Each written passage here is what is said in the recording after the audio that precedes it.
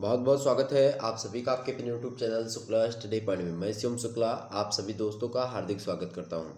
आज के वीडियो के अंतर्गत दोस्तों हम बात करेंगे मध्यकालीन इतिहास की मॉडल पेपर के बारे में, जो कि बीए फर्स्ट सेमेस्टर के छात्र छात्रों हेतु जो है महत्वपूर्ण होगा।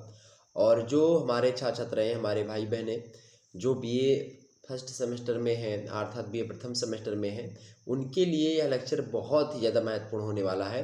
तो आप लोग इस सेशन को अंत तक अवश्य देखें। ओके, बड़े ही आसानी से हम मध्यकालीन इतिहास से पूछे जाने वाले प्रश्नों के उत्तर को समझेंगे। इस वीडियो के माध्यम से आसानी से हर एक मुद्दे को क्लियर किया जाएगा। ओके, यही प्रश्न आपकी परीक्षा में आने की संभावना रहेगी। और आपको बता दें कि एक प्रकार से रिवीजन क्लास के तौर पर इस क्लास को आप एंजॉय कर सकते हैं आसानी से। ओके, चलिए बात कर लेते हैं आखिरकार मध्यकालीन इतिहास अर्थात मेडिवल हिस्ट्री जिसको आप कहते हैं, उसके बारे में हम जानते हैं कि उससे कैसे कैसे प्रश्न पूछे जाते हैं। इससे पहले आपको बता दूं कि हिंदी का भी पेपर कल ही है कुछ विश्वविद्यालयों का। इससे डॉक्टर राम मनोहर लोहिया का कल पेपर है, जो है बोलते हैं सोशियोलॉजी का पेपर है। हिंदी का एक दूसरे विश्वविद्यालय का पेपर है, ठीक है। तो उसका ऑब्जेक्टिव होना है, तो उसके लिए मैं बता दूं कि ऑब्जेक्टिव के मॉडल पेपर पहले से हमने जो है अपलोड कर दिए हैं। 2 ऑब्जेक्टिव मॉडल पेपर अवेलेबल हैं और डीडीयू यूनिवर्सिटी के जो है 3 पेपर हमने ऑब्जेक्टिव वाले साल वगैरह के अपलोड कर दिए हैं। और आपको बता दूं कि कानपुर विश्वविद्यालय का हमने पूरा का पूरा जो है कानपुर विश्वविद्यालय का हिंदी काव्य का पेपर अपलोड कर दिया है 100 क्वेश्चंस की, उसको देख लीजिएगा।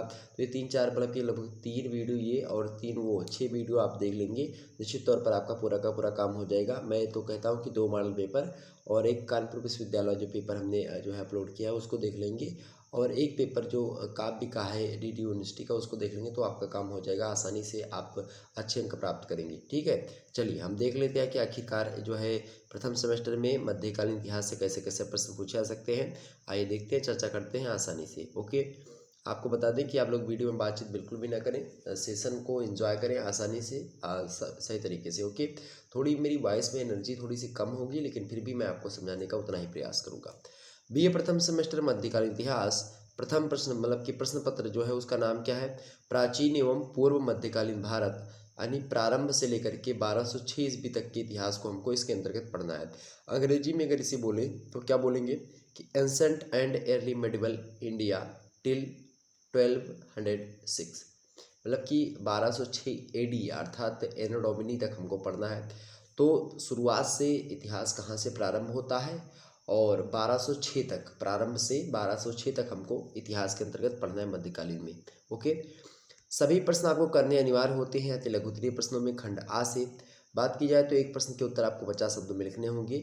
अब मेरा मॉडल पेपर बनाने का कुछ ऐसा तरीका होता है कि ये अधिकतर विश्वविद्यालय में फॉलो होता है और जनरली ये बहुत ही ज़्यादा महत्वपूर्ण है, क्योंकि इसमें 10 अति लघुत्तरीय प्रश्न आप देखेंगे और इसके बाद में 8 आप जो है लघुत्तरीय प्रश्नों को देखेंगे और इसमें आप 4 जो है दीर्घोत्तरीय प्रश्नों को देखेंगे। हालांकि हमने इसमें 5 रखा है, तो इनके मैं उत्तर को बताने का प्रयास करूंगा। तो इससे जिस भी प्रकार का आपका मॉडल पेपर सेट करेगा यूनिवर्सिटी, तो आप आसानी से उसके उत्तर दे देंगे। ओके, चलिए, तो चाहे अति लघुत्तरीय प्रश्न आएंगे, चाहे लघुत्तरीय चाहे दीर्घोत्तरीय, सभी के उत्तर देने में आप सक्षम हो सकेंगे इस वीडियो को देखने के माध्यम से। ओके, चलिए, पहला प्रश्न आपके समक्ष है।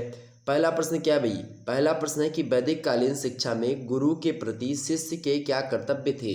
मोस्ट इंपोर्टेंट प्रश्न है कि वैदिक कालीन शिक्षा में गुरु के प्रति शिष्य के क्या कर्तव्य थे। मोस्ट इंपोर्टेंट प्रश्न। तो ये बात आपको बता दें तो गुरु शिष्य में ज्ञान की ज्योति जलाता था पहले। और बात की जाए तो ज्ञान के बिना मनुष्य पशु के समान है, कहा गया है वेदों में भी कि जो है पशु भी समाना, जो है विद्या विहीना नरा पशु भी समाना। ठीक, तो ये कहने का मतलब ये है कि ज्ञान के बिना मनुष्य जो होता है पशु के समान होता है। इसीलिए गुरु के सम्मान में शिष्य अपने कर्तव्यों को करते हुए उनके जो है आशीष के आकांक्षी रहते थे, और शिष्य जो है तमाम सारे कार्य करते थे और उसको अपना कर्तव्य समझ करके उन जो है कार्यों का पालन करते थे। जो गुरु कहते थे उनका पालन करते थे और उनको अपना कर्तव्य मानते थे। अब आइए देखते हैं कि गुरु के प्रति शिष्य के क्या कर्तव्य थे।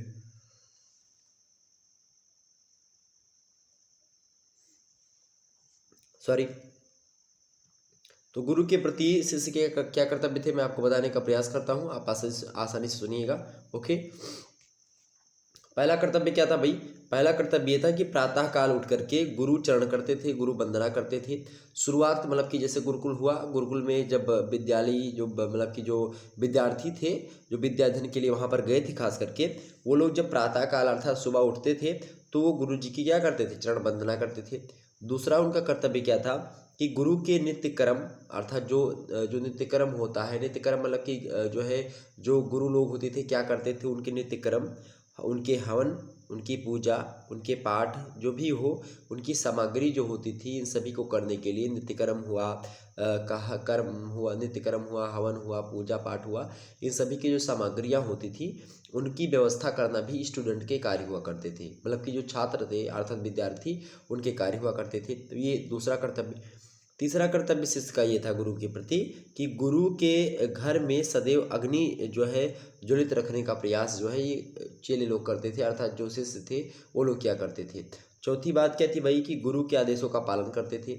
पांचवी बात क्या लिख सकते हैं आपकी? भिक्षा मांगना, कृषि कर्म करना और पशुओं को चराना, ये भी कार्य इन्हीं के हुआ करते थे। ओके, जो है वैदिक काल में। और छठवीं कार्य बता सकते हो कि गुरु को देवता के समान ये लोग पूजते थे। किसके समान? तो गुरु को देवता मतलब गुरु को देवता के समान पूजते थे। तो ये कई सारी बातें थी जो कि हमने आपको बता दी। निश्चित तौर पर आपके सारे डाउट्स क्लियर हुए होंगे और आसानी से आपके सारे मुद्दे क्लियर हुए होंगे। ओके, तो आपसे अगर ये प्रश्न पूछे तो आसानी से लिख दीजिएगा, कोनो दिक्कत नहीं होनी चाहिए। चलिए आगे बढ़ते हैं। अगला प्रश्न, दूसरा नंबर प्रश्न है कि हड़प्पा से प्राप्त मृत भांडों के विषय में आप क्या जानते हैं? हड़प्पा से प्राप्त मृत भांडों के विषय में आप क्या जानते हैं? मृत भांड माने होता है मिट्टी का बर्तन, तो इससे आप क्या जानते हैं? तो बात की जाए उत्खनन से जो हड़प्पा सभ्यता में प्राप्त हुई हैं, तो उत्खनन से प्राप्त हड़प्पा के मृत भांड जो हैं वो एक समान है।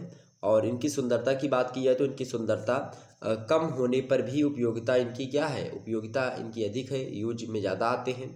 और सुंदरता खास करके कम है लेकिन ये उपयोगी बहुत ज़्यादा है। ओके, आप आगे लिख सकते हैं कि हड़प्पा से प्राप्त एक मृदभांड पर एक मनुष्य अपने कंधों पर जो है बहंगी उठाए हुए जा रहा था और उसके पैरों के जो है निकट मछली तथा कछुआ जो है उसमें बना हुआ मिलेगा आपको मृदभांडों पर। और निचले भाग में आप देखेंगे तो एक जाली सी बनी हुई होती है और एक जो है सतीश चंद्र जो है काला है, सतीश चंद्र काला एक व्यक्ति हैं और उनका कहना है कि शायद यह जाली जो बनी थी, जो नीचे बनी हुई थी निचले भाग में, वो जाली जो मेरे प्यारे दोस्तों बनी थी वो जाली शायद नदी का संकेत करती है। और मोर की आकृतियों का जो अलंकरण किया गया है वो भी तत्कालीन जो है कुंभ कला की विशिष्टता और परिचायक जो है कहीं ना कहीं पे जान पड़ता है। इसलिए मैके एक व्यक्ति हैं, इतिहासकार हैं, वो कहते हैं कि संसार की किसी अन्य सभ्यता में वृक्ष पत्तियों का ऐसा सुंदर गौरव प्राप्त नहीं हुआ है जैसा कि सिंधु प्रदेश की कला में हुआ है। तो सिंधु घाटी की बात की जाए या हड़प्पा सभ्यता की बात की जाए तो हड़प्पा सभ्यता से जो प्राप्त मृदभांड है उसके बारे में आप इतनी बातें कर लिख देंगे तो आपको अच्छे अंक प्राप्त होंगे एग्जाम में। आगे बढ़ा जाए और भी मुद्दों को हम समझने का प्रयास करते हैं। आइए समझते हैं भाई, कोई दिक्कत की बात नहीं होनी चाहिए। तो हड़प्पा सभ्यता से जो मिट्टी के बर्तन मिले उसमें कई प्रकार की चित्रकारी की गई है। ओके, ठीक है, ले हो गई बातें, तो ऐसा आप बता सकते थे, कोई दिक्कत की बात इसमें नहीं होनी चाहिए। आगे बढ़ते और मुद्दों को हम समझने का प्रयास करते हैं। चलिए देखते भाई, फटाफट से देखिए अगला प्रश्न क्या है आपके समक्ष। तीसरा नंबर प्रश्न देखेंगे। तीसरा नंबर प्रश्न है कि अशोक के धम्म से आप क्या समझते हैं? एक बार जितने भी लोग सेशन को देख रहे हैं, वीडियो को देख रहे हैं, सभी लोग लाइक करेंगे वीडियो को और सभी दोस्तों के पास अपने शेयर कर दीजिए। ओके, प्रश्न क्या है कि अशोक के धम्म से आप क्या समझते हैं? धम्म से आप क्या समझते हैं भाई? बड़ा ही अच्छा प्रश्न धम्म के बारे में पूछा गया है कि अशोक के धम्म से आप क्या समझते हैं। तो क्या समझते हैं भैया? अशोक के धम्म से आप क्या समझते हैं? फटाफट से बताने का प्रयास करें। तो वैसे मैं ही बता रहा हूँ, आप लोग सुनने का प्रयास करेंगे। अशोक के धम्म के विषय में इतिहासकारों में बात की जाए तो मतभेद रहा है और अपने द्वितीय स्तंभ में जो स्तंभ लेख था उसमें जो है अशोक कहता है कि जो है कियम चू धम्मेति, क्या कियम चू धम्मेति अर्थात धम्म क्या है, और स्वयं उत्तर देता है कियम चू धम्मेति का हिंदी मीनिंग होता है धम्म क्या है, और उसका उत्तर भी ये स्वयं देता है, कहता है कि अपासिनबे, क्या कहता है? अपासिनबे बहुकायने दयादाने सचे सोचे। अब इसको अगर हिंदी में बताया तो इसी प्रकार स्थान स्थान पर अशोक के धम्म को निम्नलिखित प्रकार से स्पष्ट जो है कर सकते हैं हम, जैसे कि अब उसमें जो उन्होंने बताया था क्या क्या चीज़ें, अपासिनबे बहुकायने दयादाने सचे सोचे। ये जो है एक प्रकार से धम्म के बारे में उसने बताया था अशोक ने। अब इसका मतलब क्या है, अपासिनबे मतलब क्या होता है?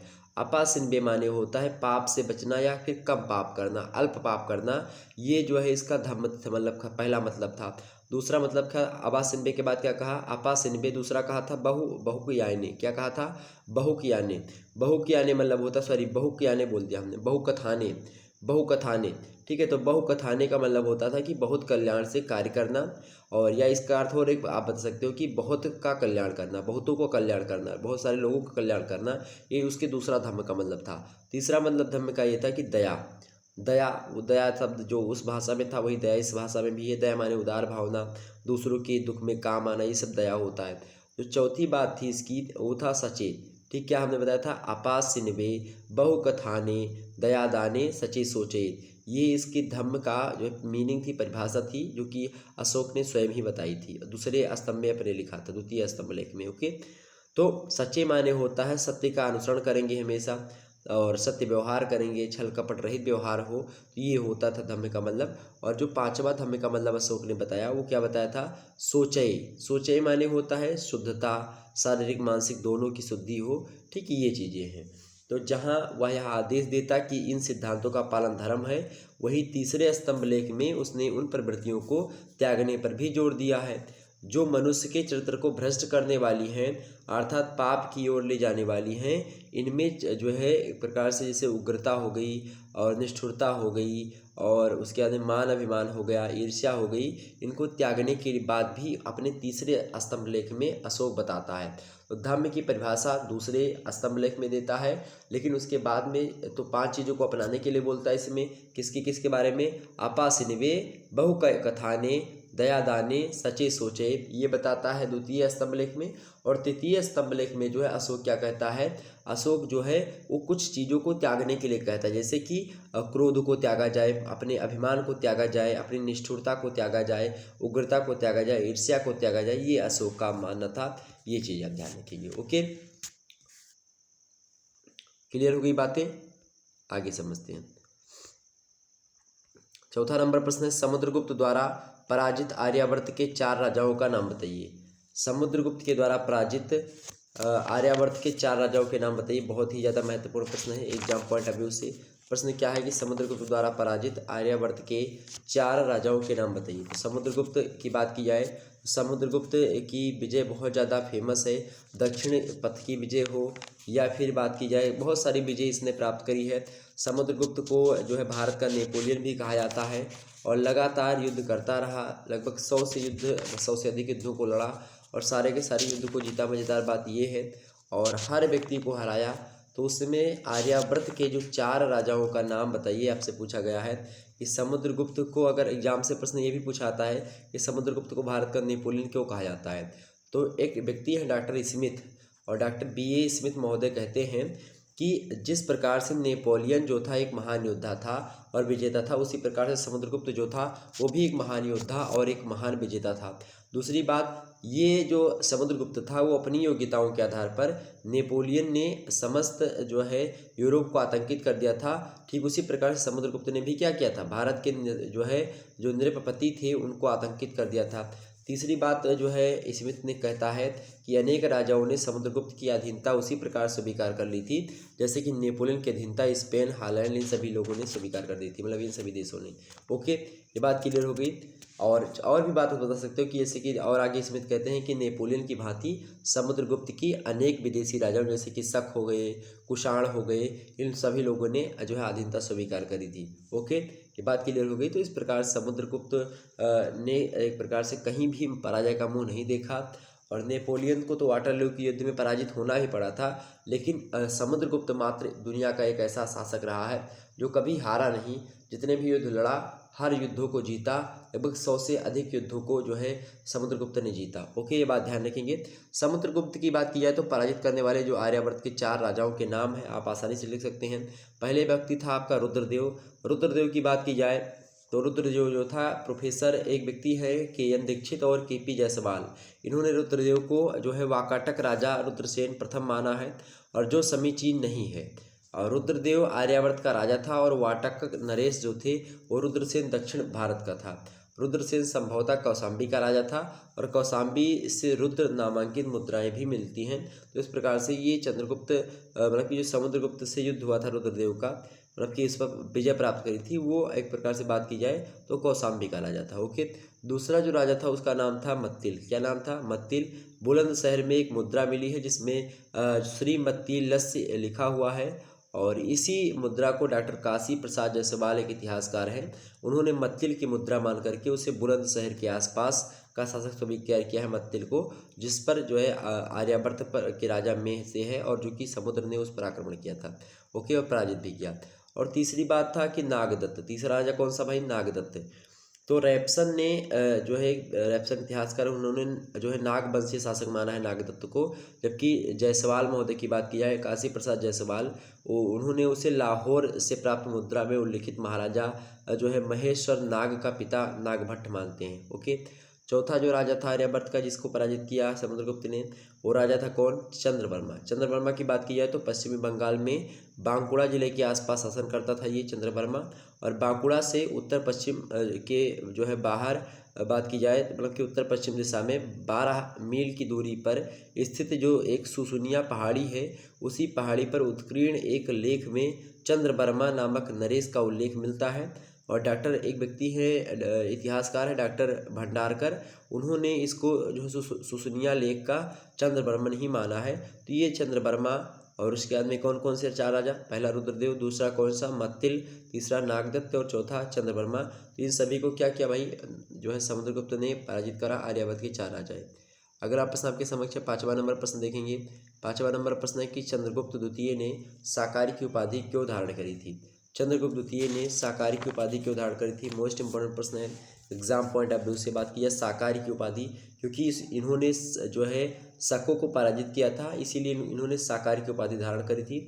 वैसे आपको बता दूं इनके पूरे क्या लिखेंगे इस प्रश्न के उत्तर में, आप लिखेंगे क्या लिखेंगे कि अवंती से लेकर के सौराष्ट्र तक शक क्षत्रपों का आधिपत्य था पहले, और यहाँ का शासक रुद्र सिंह तृतीय शासन कर रहा था।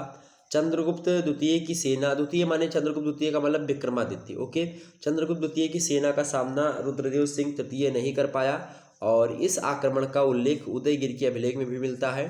अन्य अभिलेखों के अनुसार बात की जाए तो चंद्रगुप्त ने मालवा के शकों को पराजित किया।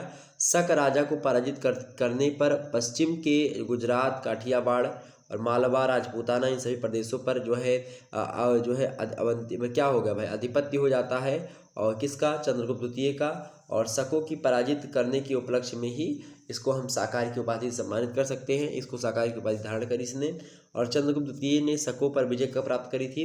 तो 388 ईस्वी के आसपास से लेकर के 401 ईस्वी में जो है लगभग जो चंद्रगुप्त द्वितीय थी, इन्होंने शकों को पराजित किया था और इनको इसी समय उपाधि से नवाजा गया। उपाधि कौन सी है भाई? साकारी की उपाधि। ओके, ये बात ध्यान रखेंगे। गुप्त वंश का प्रथम सम्राट कौन था भाई? तो गुप्त वंश का प्रथम सम्राट आपका श्रीगुप्त था। ओके, ये बात ध्यान रखेंगे। आपसे पूछे किस गुप्त सम्राट ने सर्वप्रथम महाराजा धीराज की उपाधि धारण करी थी? तो चंद्रगुप्त प्रथम ने धारण करी थी, ये बात भी ध्यान रखेंगे। ओके, चलिए आगे बढ़ते हैं और मुद्दों को समझने का प्रयास करते हैं।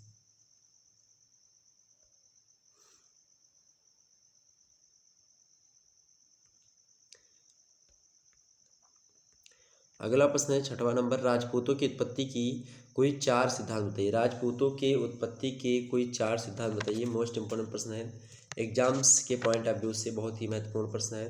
राजपूतों की उत्पत्ति के कोई 4 सिद्धांत बताइए। तो बात की जाए राजपूतों की उत्पत्ति की, तो इसके 4 सिद्धांत आप सुनिएगा। वैसे बात की जाए भारत में राजपूतों की उत्पत्ति की, तो 700 ईस्वी से लेकर के 1200 ईस्वी तक का समय जो है भारतीय इतिहास में राजपूत काल के नाम से जाना जाता है। और स्मिथ के मतानुसार हर्ष की मृत्यु से मुसलमानों की उत्तरी भारत की विजय तक का काल जो है 647 ईस्वी से लेकर के 1200 ईस्वी का जो काल है राजपूत काल के नाम से जाना जाता है। और यह समय देश के विभिन्न भागों में प्रतिहार, परमार, चालुक्य, चंदेल, चाहमान और गढ़वाल, इन सभी अनेक राजपूत जातियां जो है राज्य कर रही थी। उत्तर भारत के समान राजपूत शब्द दक्षिण में अधिक लोकप्रिय ना हो सके। ओके, बात की जाए राजपूतों की उत्पत्ति के सिद्धांतों की, तो पहला सिद्धांत होता है राजपूतों की उत्पत्ति के सिद्धांत में पहला सिद्धांत होता है आपका अग्निकुंड का सिद्धांत, अग्निकुंड का सिद्धांत। दूसरा सिद्धांत होता है आपका कौन सा, विदेशी उत्पत्ति का सिद्धांत। तीसरा सिद्धांत कौन सा है, वीर जातियों के समूह का सिद्धांत। और चौथा सिद्धांत है आपका भारतीय उत्पत्ति का सिद्धांत। तो 4 सिद्धांत के नाम आप लिख दीजिएगा, हो जाएगा आपका काम, कोई दिक्कत की बात नहीं होनी चाहिए। ओके, क्लियर होगी बातें। आगे समझते हैं अगला प्रश्न। अगला प्रश्न 7वां नंबर प्रश्न है, सामंतीवादी व्यवस्था से क्या अभिप्राय है। सामंतीवादी व्यवस्था से क्या अभिप्राय है, मोस्ट इंपोर्टेंट प्रश्न है एग्जाम पॉइंट ऑफ व्यू से जो है। सामंतीवादी व्यवस्था क्या होती है भाई, सामंतीवादी व्यवस्था, सामंतीवादी व्यवस्था बड़ी ही अच्छा प्रश्न आपसे पूछ लेगा। सामंतवादी व्यवस्था से क्या अभिप्राय है, सामंतवादी व्यवस्था क्या होती है, आपको पता है क्या। सामंतीवादी व्यवस्था, सामंतवाद, सामंत पहले होते थे, पहले के ज़माने में सामंत बनते थे और वो एक दूसरे मतलब कि जिनका एक प्रकार से बात की जिसके पास ज़्यादा खेत है या जिसके पास ज़्यादा भूमि थी वही सामंत थे। मतलब कि वो लोग जो है क्या करते थे, लोगों से क्या करवाते थे, जो मतलब कि जिनके पास खेत ज़्यादा था उनके यहाँ पर लोग खेती करते थे। मतलब बात की जाए सामंतवाद की तो सामंतवाद को अंग्रेजी में फेड्यूल सिस्टम के नाम से जानते हैं। और फेड्यूल सिस्टम फ्यूड से बना हुआ है और जिसका मतलब होता है, फ्यूड का मतलब होता है भूमि का एक ऐसा भाग या भूमि का कुछ ऐसा भाग जो सेवा करने की कुछ शर्तों पर उसका स्वामी किसी सामंत को खेती के लिए देता था। और उस समय समाज में खेती ही शक्ति का एकमात्र स्रोत थी। ओके, कुल मिलाकर के यह भूमि मतलब कि भूस्वामित्व एवं व्यक्तिगत संबंधों पर आधारित एक सामाजिक पद्धति होती थी सामंतवाद, जिसमें परस्पर अधिकारों तथा कर्तव्यों का निर्धारण होता था। सामंत व्यवस्था जो थी गुप्तोत्तर काल की बात की जाए, गुप्त काल के बाद जो प्राचीन भारत के अन्य कालों से अलग करती थी। और बात की जाए सामंत की तो सामंत का मूल अर्थ होता है पड़ोसी, ठीक है। और इसका प्रयोग मौर्य काल में पड़ोसी शासकों के लिए कौटिल्य की अर्थशास्त्र तथा अशोक की अभिलेख में भी किया गया है। गुप्त काल के पहले इस शब्द का प्रयोग नीतिकारों द्वारा पड़ोस की भूमि संपत्ति के लिए किया जाता था। समुद्रगुप्त के इलाहाबाद प्रशस्ति में वर्णित सीमावर्ती राज्य प्रयत्न मतलब कि पर्यंत नृपति भी सामंत के मूल अर्थ में आते हैं। गुप्त काल के समाप्त होते होते तथा निश्चित रूप से 6ठी शताब्दी तक इसका एक नया रूप यानी नया अर्थ हमारे सामने आता है।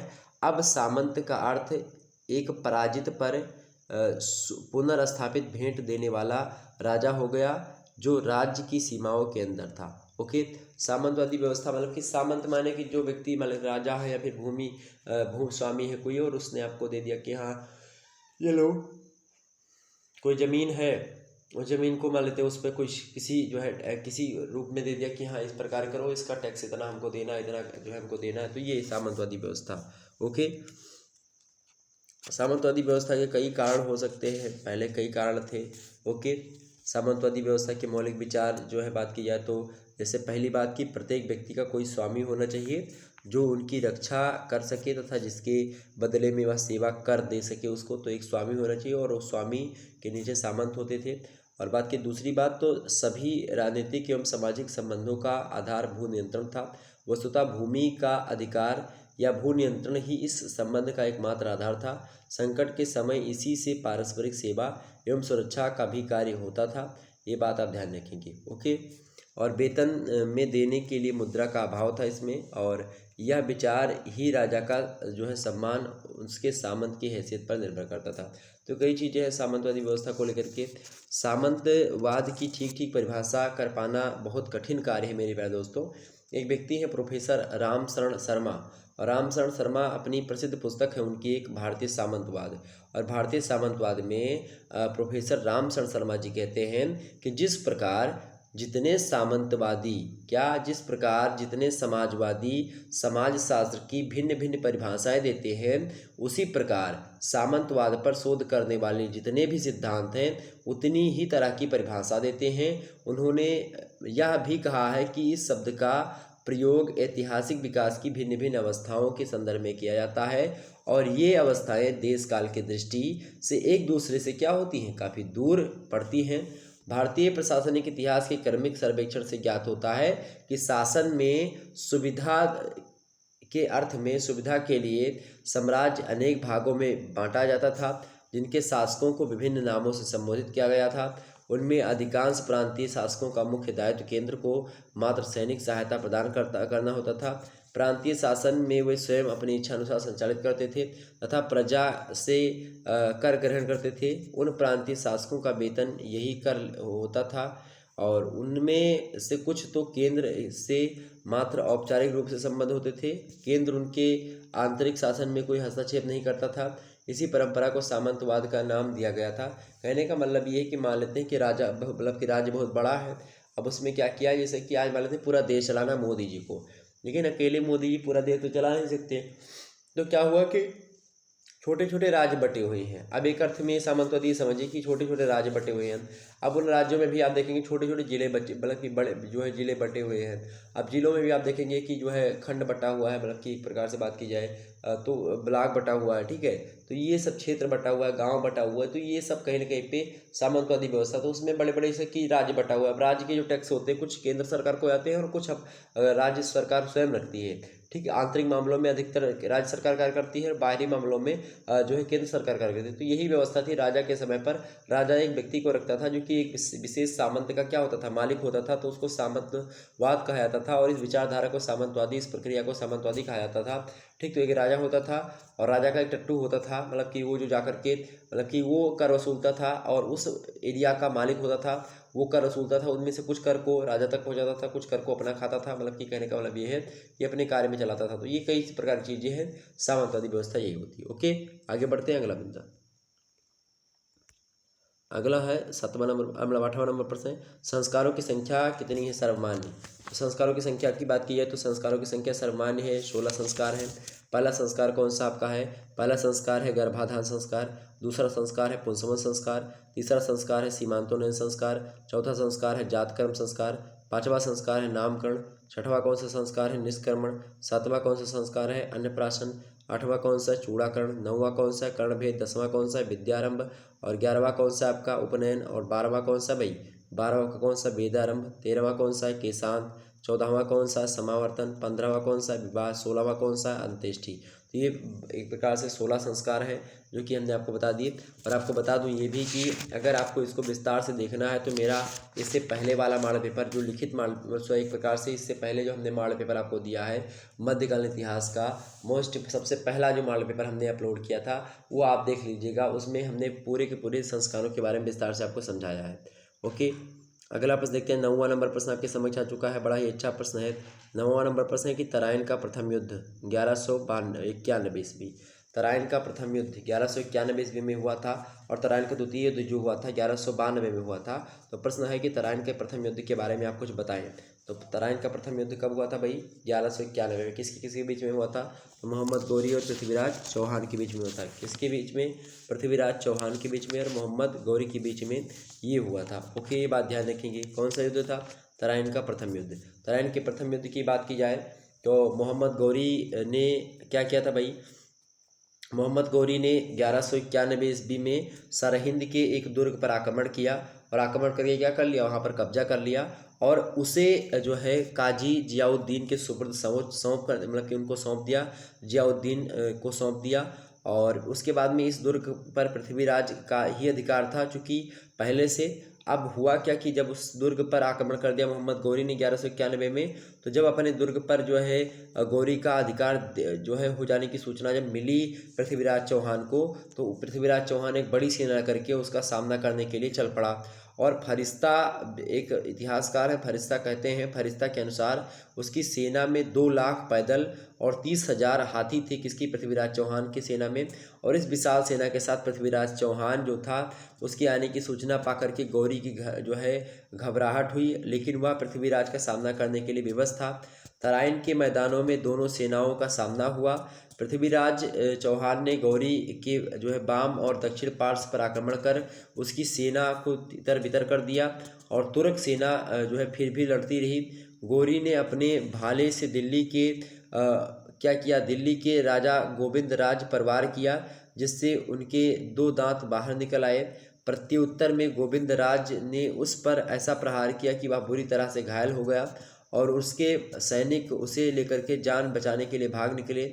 शेष फौज भी जो है भगदड़ मच गई और पृथ्वीराज ने काजी जियाउद्दीन को कैद करके सरहिंद के दुर्ग पर पुनः अधिकार कर लिया पृथ्वीराज चौहान ने।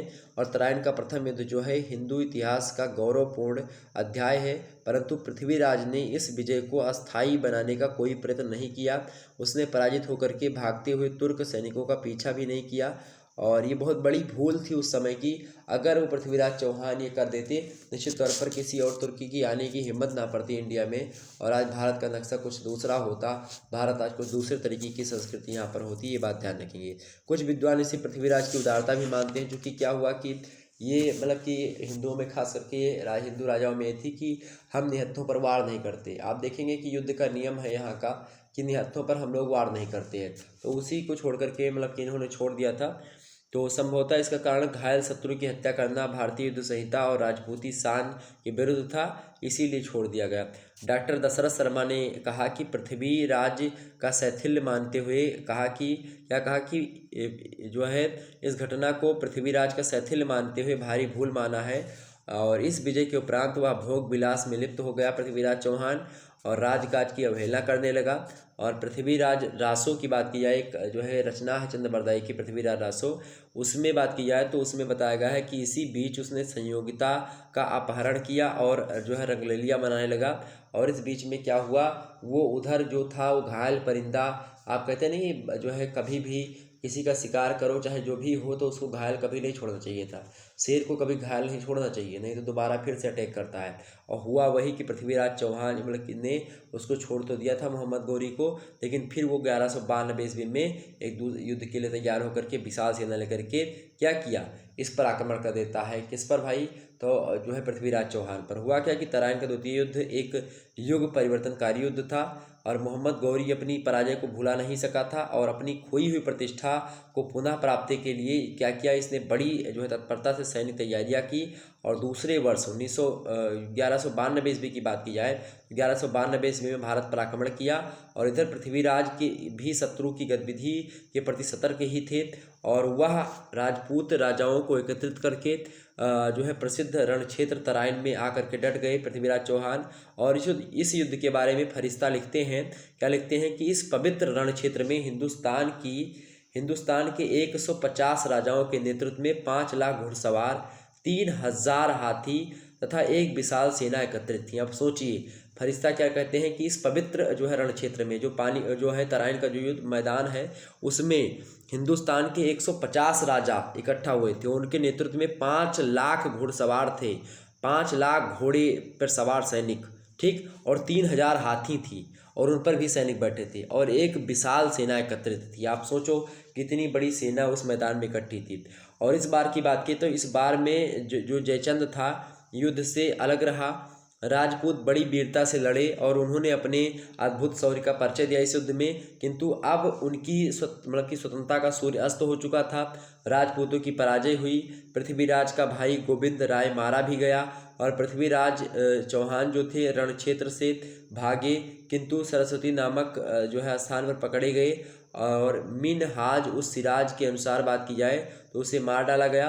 परंतु हसन निजामी जो एक इतिहासकार वो कहते हैं, हसन निजामी कहते हैं कि उसे पकड़ करके अजमेर ले जाया गया था और कुछ समय बाद षड्यंत्र करने के अपराध में उसका वध कर दिया गया था। तो ये कई प्रकार के जो है मत हैं, हालांकि कुछ जो है आप उसमें देखेंगे कि जैसे कि कुछ अलग पंक्तियों में से भारतीय चीज़ों के बारे में तो आप देखेंगे कि पृथ्वीराज चौहान के बारे में बताया जाता है कि ये जो है आप देखेंगे कि ये क्या जानते थे, ये भाई क्या थे कि जो है उसको मतलब कि अपना खुद काट लिया था, गला काट लिया था और फिर दूसरे इसके जो साथ जो कवि था उसका भी गला काट दिया था, खुद भी गला काट दिया था, ठीक। तो ये एक प्रकार से प्रचलित है कहानी। तो ये आप तराइन का द्वितीय युद्ध प्रथम युद्ध आप समझ गए क्या होता है।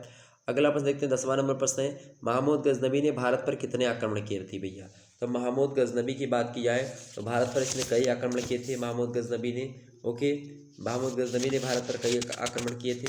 महमूद गजनबी की बात की जाए तो भारत में कितने आक्रमण किए भैया, तो महमूद गजनबी भारत पर 17 बार आक्रमण किए थे। कितनी बार, 17 बार जो है महमूद गजनबी ने भारत पर आक्रमण किए थे। लेकिन इसमें भी कुछ इतिहासकारों का मतभेद है।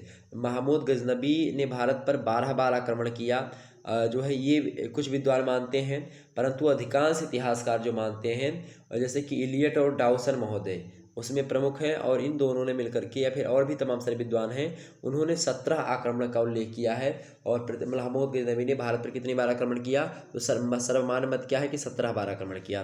पहला आक्रमण क्या था इसका, सीमांत प्रदेशों पर आक्रमण था। किस पर, सीमांत प्रदेशों पर आक्रमण था। महमूद ने सर्वप्रथम 1000 ईस्वी में जयपाल के सीमांत प्रदेशों को लूटा और विजित स्थानों पर अपना एक हाकिम नियुक्त कर दिया, और जयपाल की राजधानी ओहिंद में थी। जयपाल उसके पिता सुबुक्तगीन का कट्टर शत्रु था। दूसरी विजय जो इसकी थी वो कौन सी थी, पेशावर पर आक्रमण किया।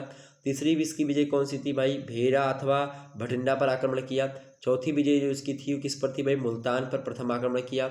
और पांचवी विजय इसकी कौन सी थी, सेवकपाल या सुखपाल पर आक्रमण किया। मतलब कि भारत पर आक्रमण की बात मैं कर रहा हूँ, विजय की बात नहीं कर रहा हूँ। ओके, ये बात ध्यान रखेंगे, सेवकपाल या सुखपाल पर आक्रमण किया। छठवीं इसका जो है विजय, मतलब कि एक प्रकार से आक्रमण था भारत पर, कौन सा था, राजा आनंद पाल पर आक्रमण किया इसने। और सातवीं बात क्या थी भाई, सातवां इसकी जो एक प्रकार से बात की विजय थी वो कौन सी थी, नगरकोट की विजय थी। ओके, आनंद पाल की पराजय से महमूद गजनबी का साहस बढ़ गया था, और ये 1009 ईस्वी में नगरकोट पर आक्रमण कर दिया। नगरकोट की विजय थी इसकी। और उसके बाद में इसका जो 8वां आक्रमण था भारत पर, कौन सा था, तालवाड़ी का युद्ध। तालावाड़ी का जो युद्ध है वो 1010 में ईस्वी में महमूद गजनबी ने तलवाड़ी पर आक्रमण किया, और हिंदू सेना वीरता से लड़ी, किंतु विजयश्री ने महमूद का वर्ण किया, और जिसके फलस्वरूप क्या हुआ, लूट में उसे अतुलित धन संपदा मिली। 9वां जो इसका आक्रमण था कब था भारत पर, कमल कहाँ पर था, मुल्तान पर द्वितीय बार आक्रमण किया, दूसरी बार इसने आक्रमण किया। और मुल्तान का शासक अब्दुल फतह दाऊद स्वतंत्र हो गया था। अतः 1010 से 1011 ईस्वी में महमूद ने मुल्तान पर पुनः आक्रमण किया। दाऊद को इस बार भी मुंह की खानी पड़ी, किंतु मुल्तान पर पुनः दाऊद का अधिकार हो गया बाद में चल करके। और 10वां, चूंकि ये धन लूटने के निस्बत से आक्रमण करता था, 10वां जो आक्रमण था भारत पर इसका वो था थानेश्वर का आक्रमण। महमूद ने यह सुन रखा था कि थानेश्वर के हिंदुओं के लिए उतना ही पवित्र था जितना कि मुसलमानों के लिए मक्का, और यह चक्रवर्ती स्वामी का एक पवित्र मंदिर भी था। और इस मंदिर को तोड़ने के लिए वह पंजाब पहुंचा। सतलज के पूर्वी किनारे से राजा राम ने उसका उग्र विरोध किया। महमूद जब थानेश्वर पहुंचा तो वह भाग गया। महमूद ने मनमाने ढंग से नगर को लूटा और मंदिर तथा मूर्तियों को नष्ट कर डाला। इस आक्रमण से भी उसे पर्याप्त धन की प्राप्ति हुई थी। 11वीं बार जब उसने आक्रमण किया भारत पर तो किस पर था, लाहौर पर आक्रमण किया। 12वीं बार का जो उसका आक्रमण है वो कन्नौज तथा मथुरा पर आक्रमण किया। और 13वां जो आक्रमण उसका कौन सा है, वो कलिंजर पर आक्रमण किया। 14वां जो उसका जो है आक्रमण है वो ग्वालियर और कालिंजर पर है। 15वां कौन सा हो गया आपका, पंजाब पर आक्रमण किया। 16वीं बार इसने सोमनाथ पर आक्रमण किया। ये बात ध्यान रखेंगे, कई प्रकार के आक्रमण इसके फेमस हैं।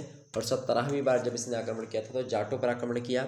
1027 ईस्वी में महमूद गजनबी ने पंजाब के विरुद्ध आक्रमण किया, क्योंकि सोमनाथ मंदिर पर आक्रमण के पश्चात गजनी वापस जाते समय जाटों ने उसे खूब तंग किया था। और इसके बाद में क्या किया इसने, जाटों से जो है जाटों की शक्ति जो है बढ़ी हुई थी, और ये क्या किया था भाई, ये उनसे जो है लड़ना चाहा। फिर क्या हुआ कि जाटों की संख्या मतलब कि ज़्यादा थी, शक्ति उनकी ज़्यादा थी, और वो क्या किया, महमूद ने अनेक जाटों का वध भी किया। और 1030 ईस्वी में महमूद गजनबी की मृत्यु हो गई। इन विजयों द्वारा उसका राज्य कैस्पियन सागर तक तथा समरकंद के जो है कुर्दिस्तान तक विस्तृत था। उसके राज्य में इराक तथा अफगानिस्तान भी सम्मिलित हो गए थे। तो ये 17 आक्रमण इसने करे थे, ये बात आप ध्यान रखेंगे। ओके, अगला प्रश्न आपके समक्ष है 5वां नंबर देखेंगे, खंड बाब देखेंगे। 200 शब्दों में एक प्रश्न का उत्तर लिखना है, केवल 5 प्रश्न के उत्तर यहाँ पर देने, ये बात ध्यान रखेंगे। दूसरा नंबर प्रश्न क्या है कि महमूद गजनबी, प्रश्न क्या भाई, प्रश्न आपका है कि जो है मोहम्मद गौरी के भारत पर आक्रमणों का वर्णन कीजिए। मोहम्मद गौरी के भारत पर आक्रमणों का वर्णन कीजिए।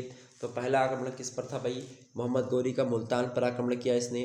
दूसरा आक्रमण किस पर किया था, कच्छ पर आक्रमण किया था, जिसको उच्च भी कहते हैं। ओके, तीसरा आक्रमण जो उसका था गुजरात पर आक्रमण था।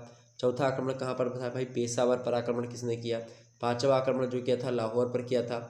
छठवां आक्रमण कहाँ पर किया था, सियालकोट पर आक्रमण किया था 1186 में। 1181 में लाहौर पर आक्रमण किया, ठीक है। और जो है 7वीं बार इसने आक्रमण किया था लाहौर पर, द्वितीय आक्रमण किया 1186 में ही। और 8वां जो आक्रमण था इसका तराइन का प्रथम युद्ध, आपको पता ही होगा।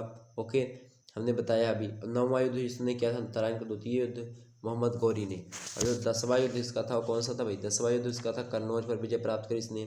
10वां कौन था, कन्नौज पर विजय प्राप्त करी। 11वां इसने भी आक्रमण और भी किया, ग्वालियर तथा बयाना की विजय इसने प्राप्त करी, इस पर आक्रमण किया। 12वां जो आक्रमण था इसका गुजरात पर आक्रमण किया। 13वां आक्रमण इसका कौन सा था, बुंदेलखंड पर आक्रमण किया। 14वां आक्रमण बिहार पर विजय प्राप्त करी। 15वां जो है बंगाल विजय। ये कई प्रकार की चीज़ें थी जो कि हमने आपको बता रखी है। ओके, आगे देखते हैं भाई।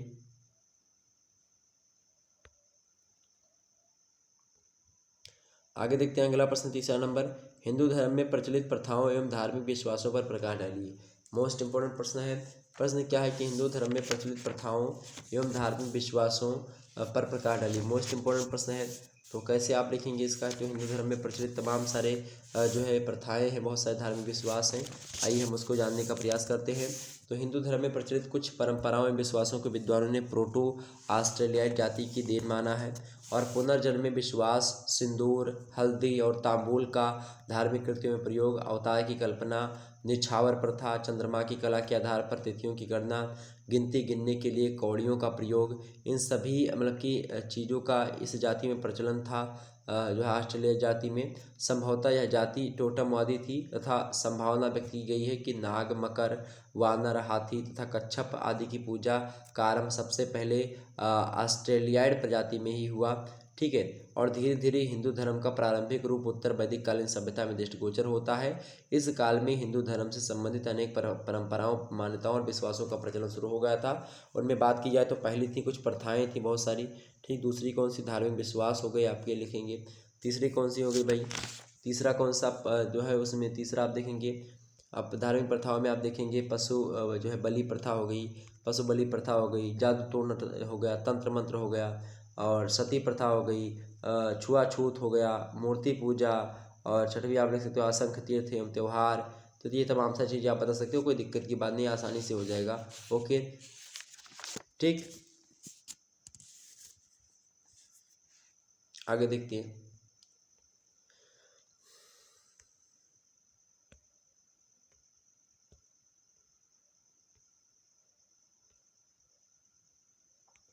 चौथा नंबर प्रश्न है कि साहित्य एवं कला के संरक्षक के रूप में हर्ष का मूल्यांकन कीजिए। क्या, साहित्य एवं कला के संरक्षक के रूप में हर्ष का मूल्यांकन कीजिए। मोस्ट इंपोर्टेंट प्रश्न है एग्जाम पॉइंट ऑफ व्यू से। ओके, हर्षवर्धन की बात की जा रही है।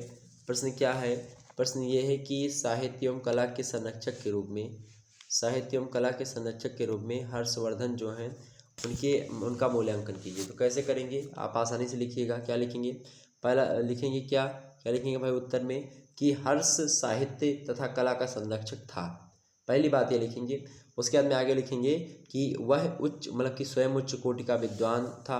उसने नागानंद, प्रियदर्शिका तथा रत्नावली नाम की 3 नाटकों की रचना भी हर्षवर्धन ने ही की है। कौन कौन सी रचनाएं हैं इसकी, प्रियदर्शिका, नागानंद और रत्नावली, ये 3 नाटकों की रचना करी है। हर्ष विद्वानों एवं साहित्यकारों का आश्रयदाता था, क्योंकि ये खुद भी लिखता था तो इसको प्रिय थे ये लोग। और इसके दरबार में उच्च कोटि के अनेक विद्वान बैठा करते थे। बाणभट्ट स्वयं इसके दरबार का प्रमुख विद्वान था, जिसने हर्षचरित तथा कादंबरी नामक ग्रंथों की रचना करी है। कुछ विद्वानों के अनुसार बाणभट्ट ने पार्वती परिणय तथा चंडी शतक नामक ग्रंथों की भी रचना की है। और बाणभट्ट ने श्वासुर भी हर्ष के दरबार के एक प्रसिद्ध विद्वान थे। उन्होंने असुर शतक, मयूर शतक तथा खंड प्रशस्ति नामक ग्रंथ भी लिखे। दंडी जो थे वो भी हर्ष के समय के ही प्रसिद्ध विद्वान थे, और जिसने काव्यादर्श और जो है 10 कुमार चरित्र, अवंती सुंदरी, ये इन सभी ग्रंथों की रचना दंडी ने लिखी। मातंग, दिवाकर, जयसेन, हरिदत्त, भर्तृहरि, ये सब जो है कवि जो है विद्वान जो हैं ये हर्षवर्धन के ही शासनकाल के हैं। भर्तृहरि ने वाक्य प्रतीप, श्रृंगार शतक, वैराग्य शतक तथा नीति शतक नामक ग्रंथ लिखे हैं। नीति शतक और ये आप देखेंगे तो संस्कृत साहित्य अगर आपने पढ़ा होगा संस्कृत साहित्य अगर आपने BA प्रथम सेमेस्टर में लिया है तो उसमें आप जो है नीति शतक देख सकते हैं, इनका है। ठीक, तो आपको ये बताने हुए मुझे गर्व महसूस होता है। ये सारे के सारे किसमें थे भाई, ये सारे के सारे कहीं ना कहीं पे हर्षवर्धन के शासनकाल में इतने सारे विद्वान थे। और इन विद्वानों का नाम आप गर्व से लीजिए, क्योंकि ये विद्वान जो है भारत का नाम ऊंचा करते हैं। ओके, विश्व स्तर पर। तो हर्ष जो थे वो कला के प्रेमी थे, आगे लिख सकते हैं आप। वह कलाकारों का असरदाता थे उसके समय में अनेक मठों, विहारों, स्तूपों, मंदिरों इन सभी का निर्माण किया गया। नालंदा विश्वविद्यालय के अवशेष इस बात के प्रतीक हैं कि हर्ष के समय में स्थापत्य कला की पर्याप्त उन्नति हुई थी। कन्नौज की धार्मिक सभा में उसने बुद्ध की स्वर्ण प्रतिमा बनवा करके स्थापित करवाई थी। तो ये चीज़ें हो सकती हैं। आगे देखते हैं भाई, अगला प्रश्न आपके सामने 5वां नंबर प्रश्न है कि पुलकेशिन द्वितीय की प्रमुख विजयों के बारे में बताइए। प्रश्न क्या है? प्रश्न बड़ा ही अच्छा है। पुलकेशिन द्वितीय के बारे में प्रश्न पूछा गया है। प्रश्न है पुलकेशिन द्वितीय की विजयों के बारे में बताइए, प्रमुख विजयों के बारे में बताइए। तो पुलकेशिन द्वितीय की विजय की बात की जाए तो पहली विजय इसकी कौन सी थी भाई?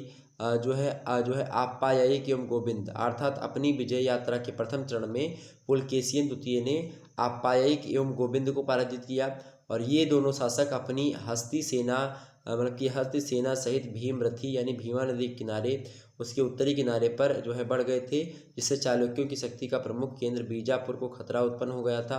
पुलकेशिन ने खुले युद्ध के स्थान पर भेद नीति का अनुसरण करते हुए गोविंद को अपना मित्र बना लिया और उसकी सहायता से आप्यायिक को जो है पराजित कर दिया। दूसरा जो इसका विजय था पुलकेशिन का कौन सा था? कदम्ब राजा पर आक्रमण किया था इसने। पुलकेशिन द्वितीय ने कदम्ब राज्य पर आक्रमण करके उसकी राजधानी बनवासी को घेर लिया था और कदम्ब कीर्तिवर्मन के काल से ही चालुक्यों की अधीनता स्वीकार कर रहे थे। किंतु हुआ क्या कि पुलकेशिन के सिंहासन पर बैठते ही मतलब बैठने के पूर्व जो है उत्पन्न अराजकता का लाभ उठा करके संभवतः अपनी स्वतंत्र सत्ता स्थापित कर ली थी। कदम्ब शासक बड़ी जो है वीरता से चालुक्य सेना से लड़ा, किंतु अंत में उसे पराजित होना पड़ा और उसने पुलकेशिन के समक्ष आत्मसमर्पण जो है कर दिया। तीसरा जो युद्ध लड़ा था इसने जो है इसकी विजय थी कौन सी? आलूप और गंग। कौन सी? आलूप और गंग को। आलूप कर्नाटक राज्य के दक्षिणी जो है कनारा जिले में शासन कर रहे थे।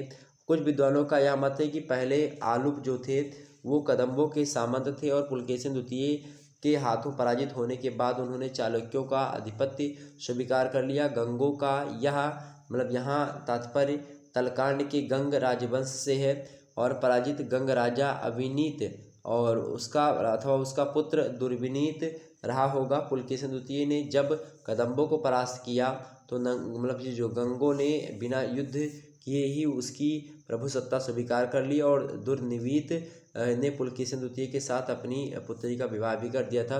और चौथी जो इसकी विजय है पुलकेशिन द्वितीय की वो है कोंकण के मौर्यों पर आक्रमण किया।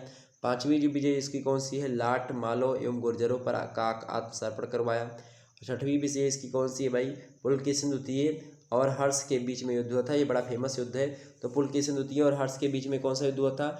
जिस समय दक्षिणापथ में पुलकेशिन द्वितीय सर्वाधिक शक्तिशाली राजा था उसी समय की बात है। उत्तर भारत में हर्षवर्धन सार्वभौम सम्राट के रूप में उभर रहा था और वो प्रयत्नशील भी था और इस महत्वाकांक्षी सम्राटों को साम्राज्यवादी नीति के परिणाम स्वरूप दोनों में संघर्ष अनिवार्य हो गया और इस युद्ध को चालुक्य अभिलेखों में बहुत अधिक महत्व दिया गया है और यह पुलकेशिन द्वितीय की महानतम सामरिक उपलब्धि मानी गई है।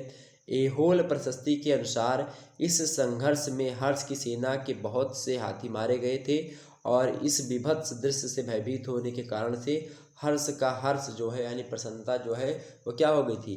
जो है विगलित हो गई थी। तो हर्ष से ज़्यादा काफ़ी निराश हुए थे, हर्ष हारे थी इसमें। पुलकेशिन द्वितीय और हर्ष के बीच में जो युद्ध हुआ था। सातवीं जो इसकी विजय थी वो कौन सी थी भाई? पूर्वी दक्कन की विजय थी। आठवीं विजय जो थी इसकी पुलकेशिन द्वितीय की वो कौन सी थी? पल्लव राज्य पर प्रथम आक्रमण किया था उसकी विजय। नौवीं विजय कौन सी थी? जो है पल्लव राज्य पर द्वितीय आक्रमण करके विजय प्राप्त की। 10वीं बात कौन सी है? राजनीतिक संबंध। तो ये तमाम सारी चीज़ें हमने आपको बता दी पुलकेशिन द्वितीय के बारे में। अगला प्रश्न 6वां नंबर प्रश्न देखेंगे। 6वां नंबर प्रश्न क्या है? गुप्तों का आदि राज्य कहाँ था? तो अगला प्रश्न क्या है भैया आपका? अगला प्रश्न है आपका कि गुप्तों का आदि राज्य कहाँ था? गुप्तों का आदि राज्य कहाँ था? प्रश्न ये है। अब आइए देखते हैं भाई कहाँ था। तो एक श्लोक प्रचलित है। पुराणों के अनुसार गुप्तों का आदि राज्य जो था वो प्रयाग और साकेत के बीच में संभवतः कौशाम्बी के लगभग 3वीं शताब्दी के अंत में जो है हुआ था। वायु पुराण में इस बात का मेंशन भी किया गया है। कहा गया है क्या कि अनुगंगा प्रयागम च साकेतं मगधस्थतः एतान् जनपदान् सर्वनान् भोक्ष्यन्ति गुप्तवंशजः। कहने का मतलब ये है क्या कि अनुगंगा प्रयागम च साकेतं मगधस्थतः एतान् जनपदान् सर्वान् भोक्षयन्ति गुप्तवंशजः। कहने का मतलब ये कि वायु पुराण और ब्रह्मांड पुराण में गुप्तों का वर्णन नागों के बाद हुआ है, परंतु विष्णु पुराण में गुप्तों का आरंभ नागों के समय से ही किया जाता है। इससे प्रतीत होता है कि प्रारंभिक युग में या प्रारंभिक गुप्त जो थे वो प्रयाग के आसपास शासन करते थे। पुराणों में प्रयाग, साकेत और मगध का तो उल्लेख है, परंतु बंगाल का नहीं है। Doctor DC. गांगुली हैं, उन्होंने कहा गुप्तों के बारे में कि जो है वीरेंद्र अर्थात जो है वरेंद्र पूर्वी बंगाल जिसको कहते हैं, तो वहाँ पर मानते हैं, परंतु उनका यह सिद्धांत जो है तथ्यपूर्ण नहीं है। कोई सिद्धांत ये मतलब कि सही तरीके से नहीं खरा उतरता है। मगध या उत्तर प्रदेश की गुप्तों का आदि राज्य रहा होगा। इत्सिंग जो चीनी यात्री हैं 7वीं शताब्दी के, तो चीनी यात्री हैं 7वीं शताब्दी के उन इत्सिंग, और उनके अनुसार श्रीगुप्त नामक एक राजा ने चीनी बौद्ध भिक्षुओं के लिए एक मृग सिखावन के समीप एक विहार यानी कि चीनी मंदिर बनवाया था। एलन के अनुसार यह विहार मगध में था। डॉक्टर सुधाकर चट्टोपाध्याय के अनुसार प्रारंभिक काल में गुप्त लोग मगध, गंगा के तटवर्ती प्रदेश जिसमें उत्तर पश्चिमी बंगाल भी सम्मिलित था, उसी के शासक हुआ करते थे, और उन्होंने मगध को ही गुप्तों का मूल स्थान माना है। और समुद्रगुप्त की प्रयाग प्रशस्ति से यह संकेत मिलता है कि गुप्त शासक उत्तर प्रदेश, बिहार की सीमा के ही रहे होंगे। प्रयाग साकेत क्षेत्र को गुप्तों का आदिराज्य माना जा सकता है। तो प्रयाग और साकेत का जो क्षेत्र है वही गुप्तों का आदिराज्य मान सकते हैं हम, ये बात आप ध्यान रखें ओवरऑल। ओके, आगे देखते हैं अगला प्रश्न। 7वां नंबर प्रश्न देखेंगे। 7वां नंबर प्रश्न है कि नंद वंश के पतन के 4 कारण बताइए। ऐसा कौन से 4 कारण है जिससे नंद वंश का पतन जो है निश्चित था। ठीक है, नंद वंश के पतन के 4 कारणों को बताइए। मोस्ट इंपोर्टेंट प्रश्न है एग्जाम पॉइंट ऑफ व्यू से। ओके, तो आप इन प्रश्नों को एक बार जरूर जो है इन वीडियो को देख रहे हैं आप एक बार फिर से वीडियो को देख लीजिएगा। वीडियो आपकी अपलोड हो जाएगी यूट्यूब पर ही, आप बाद में भी देख सकते हो उसको। ठीक है, अगर आपकी परीक्षा लगी हुई तो आपके लिए बहुत ही ज़्यादा महत्वपूर्ण है। अगर परीक्षा जो है अभी आगे चल करके लगेगी तो आपके लिए वो भी बहुत ज़्यादा महत्वपूर्ण है। ओके, तो आइए देखते हैं भाई कि नंद वंश के पतन के कौन कौन से कारण हो सकते हैं। 4 कारण पूछे गए। पहला कारण लिखेंगे आप, नंद वंश के पतन का पहला कारण अयोग्य उत्तराधिकारी। अयोग्य उत्तराधिकारी माने कि जो राजा बैठा था नंद वंश की गद्दी पर वो अयोग्य था। ठीक है, यानी नंद वंश का जो प्रथम और अंतिम योग्य शासक जो है कौन था भाई, महापद्म नंद था। और उसके उत्तराधिकारियों में कोई ऐसा शासक नहीं हुआ जो उसके पद चिन्हों पर चल पाता और साम्राज्य को गतिशील रख पाता, और इसीलिए क्या हुआ, खास करके नंद वंश का पतन हो गया। दूसरा कारण ये था भाई, कौन सा कारण, जो है अत्याचारपूर्ण शासन हो रहा था। क्या अत्याचारपूर्ण शासन हो रहा था। कहने का मतलब ये है कि नंद वंश शासक जो थे बड़े निर्दयी और अत्याचारी थे। ये जनता का शोषण करते थे, उनका शासन भी शोषण पर आधारित था, इसलिए जनता इनसे घृणा करती थी। तो ये दूसरा कारण था इसके वंश का पतन होने का। तीसरा कारण था अल्पकालीन शासन। अल्पकालीन शासन माने नंद साम्राज्य के पतन का अन्य कारण उनका अल्पकालीन शासन था। इनमें प्रत्येक का शासन मात्र 1.5 वर्ष रहा है। ऐसी स्थिति में साम्राज्य को सुसंगठित करना बहुत कठिन था। डेढ़ साल पे जो आए वो चले जाए, फिर दूसरे आए, फिर तीसरे आए, इस प्रकार से। तो क्या होगा भाई, तो इसमें क्या होगा, जब जो आएगा वो शुरुआत में पहले कुछ दिन जो है सीखेगा कार्य क्या होता है, कैसे करना है, हमको क्या करना है। मतलब कि वो जितना समझने में 1.5 साल बिताएगा तब तक पता लगा कि दूसरा शासक आना है। ठीक, इसीलिए तो 5 साल पर चुनाव होता है। नहीं हर साल चुनाव ना हो, क्योंकि 5 साल पर इसीलिए चुनाव होता है क्योंकि क्या हो कि अगर एक बार आप लोगों ने चुना या कहीं पर कोई व्यक्ति गए तो फिर दोबारा क्या हो कि 5 साल में तो 1 साल संभलते लग जाएगा, फिर दूसरे साल क्या होगा तो दूसरे तीसरे साल से कार्य करना प्रारंभ होगा। तो इसीलिए जो है ये सब रखा जाता है, व्यवस्था की गई। चौथी बात ये है भाई, नंद वंश के पतन का कारण कौन सा कारण है, चौथा कारण कि चंद्रगुप्त और चाणक्य का आविर्भाव हो चुका था। सबसे महत्वपूर्ण कारण तो यही है कि चाणक्य और जो है चंद्रगुप्त का क्या हो गया था, आविर्भाव हो चुका था। चंद्रगुप्त और चाणक्य का आविर्भाव भी नंदों के पतन का कारण था। यदि चंद्रगुप्त और चाणक्य का आविर्भाव ना हुआ होता तो संभवतः नंद साम्राज्य समाप्त ही नहीं हुआ होता, कुछ और जो है आगे चलता नंद वंश। कहने का मतलब ये है कि चंद्रगुप्त जो है मौर्य जो थे उनको कौन बनाया था? तो चंद्रगुप्त मतलब कि जो है चाणक्य ने बनाया था। चाणक्य ने आप देखा होगा एक जो है चोटी खोल दी थी, एक जो है उसमें वो जो घरानंद थे उन्होंने ज़्यादा कुछ मतलब कि वहीं के शासक थे, मतलब कि घरानंद जो थे उनके जो है राज दरबार में ही चाणक्य रहा करते थे पहले। तो उसमें कुछ बात जो है कही, उससे जो है ये थोड़ा सा उसमें उसके पक्ष में नहीं थे, तो इन्होंने कुछ बातें कही, तो उस उन्होंने क्या करा कि उनको पराजित मतलब कि लज्जित कर दिया जो है राजसभा के बीच में। और तब इन्होंने क्या किया, वो कहा कि चोटी कसम खाई कि मैं जब तक चोटी नहीं बांधूंगा तो तुमको जो है इस राजगद्दी से उतार नहीं दूंगा, तुमको मिटा करके छोड़ूंगा। चाणक्य ऐसे दृढ़ संकल्पी थे और उन्होंने एक बच्चे को इतना ज़्यादा ज्ञान दे दिया, इतना ज़्यादा पढ़ाया लिखाया कि वो व्यक्ति चंद्रगुप्त मौर्य बना और उसने पूरे के पूरे मगध साम्राज्य को हिला करके रख दिया। उधर से जो चंद्रगुप्त जो एक प्रकार से सिकंदर आ रहा था, उसको कहीं ना कहीं पे भी उसकी सेना में हलचल मचवाई चाणक्य ने ही, और तमाम सारी बातें। ओके, आगे समझते हैं। अगला प्रश्न 8वां नंबर प्रश्न है।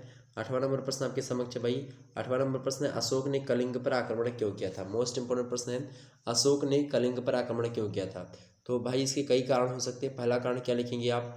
तो कलिंग एक स्वतंत्र एवं जो है शक्तिशाली राज्य था, उसकी बढ़ती हुई शक्ति मौर्य साम्राज्य के लिए घातक सिद्ध हो सकती थी, इसीलिए जो है अशोक ने आक्रमण किया उस पर। दूसरा कारण क्या हो सकता है भाई?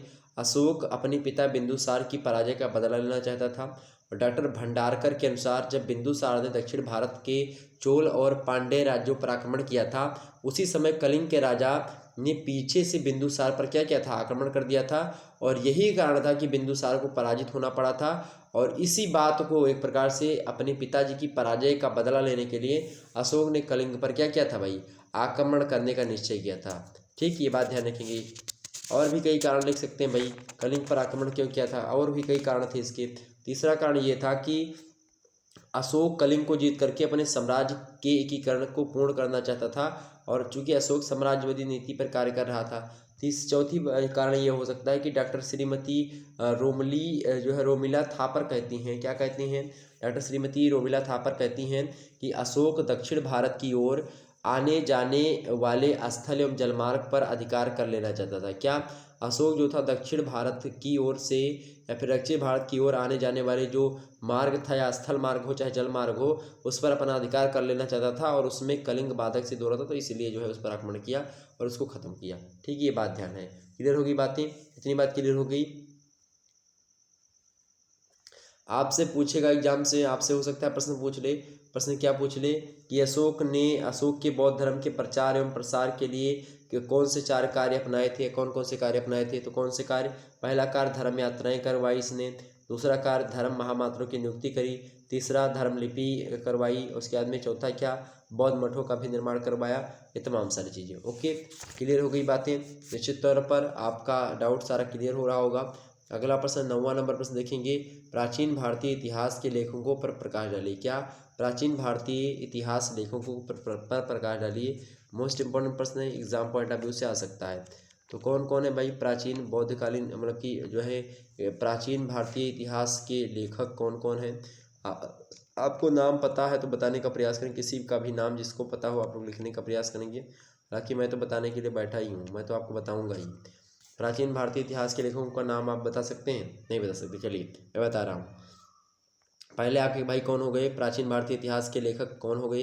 पहले आपके कौटिल्य, ठीक है, अर्थशास्त्र की रचना करी, और मौर्य युगीन की सामाजिक राजनीतिक आर्थिक इसका वर्णन जो है कौटिल्य के अर्थशास्त्र में मिलता है।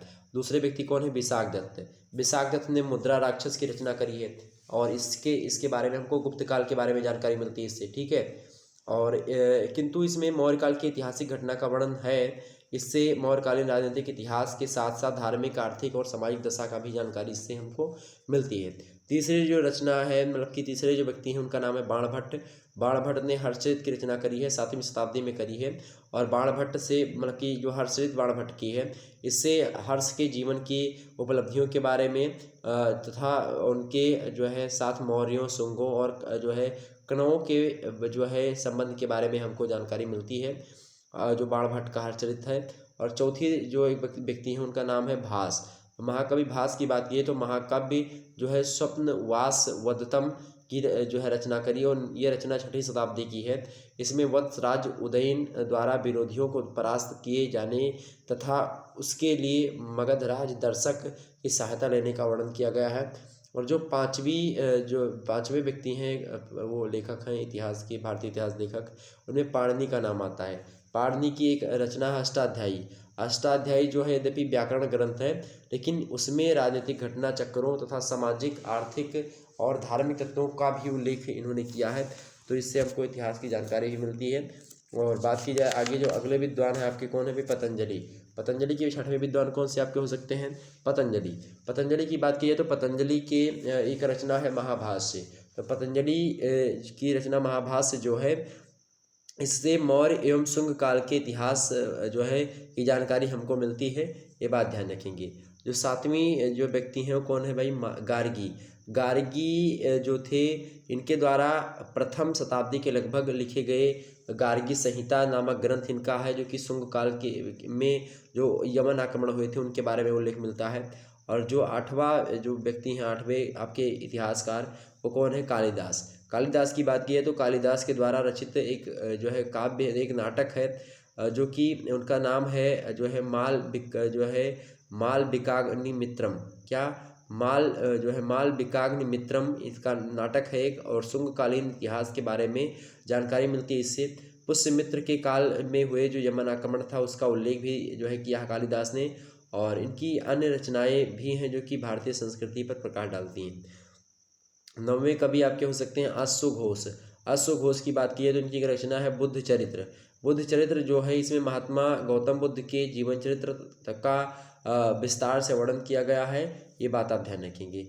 और अश्वघोष प्रसिद्ध कोषाण जो सम्राट थे कनिष्क, उनके समकालीन ही अश्वघोष माने जाते हैं।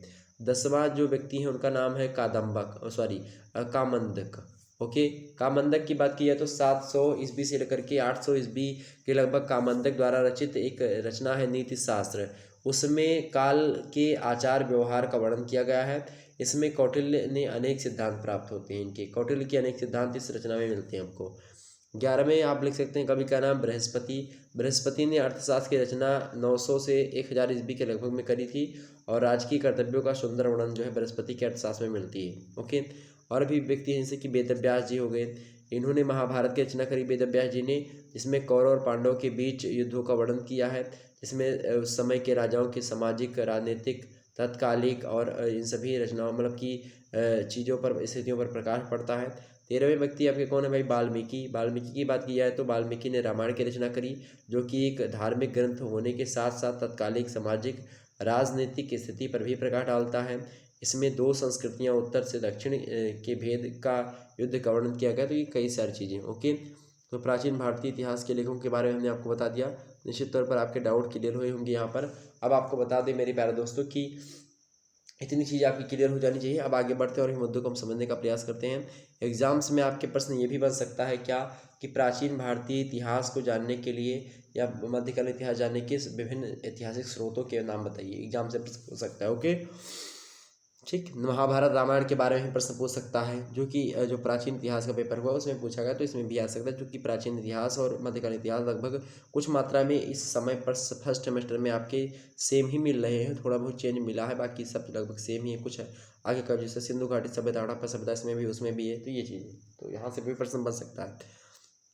केवल 2 प्रश्न करने हैं, खंड 7 से 5 शब्दों में एक प्रश्न के उत्तर लिखना है। ओके, पहला प्रश्न, सिंधु सभ्यता का परिचय दीजिए तथा उसकी महत्वपूर्ण विशेषताओं पर प्रकाश डालिए। मोस्ट इंपोर्टेंट प्रश्न, एग्जाम पॉइंट ऑफ व्यू से पढ़ लीजिएगा।